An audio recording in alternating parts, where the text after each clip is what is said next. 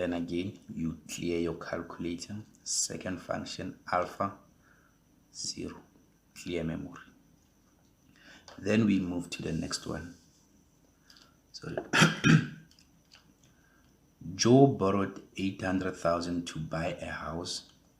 He pays 11.6% interest to the bank, compounded monthly over 15 years. Calculate his monthly payments. I'll do the second one. We extract the information from the statement again. So Joe borrowed 800,000, which is your present value. 800,000. Your interest, you write your interest. If you can just write them so that you don't forget your interest.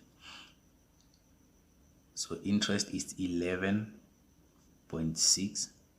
You divide it by 12 because it's monthly payments. 12. Number of years is 15 years. We say 15 years multiplied by 12. Then we are computing PMT because it's monthly payments. So it's PMT. Okay guys, now we calculate the PMT.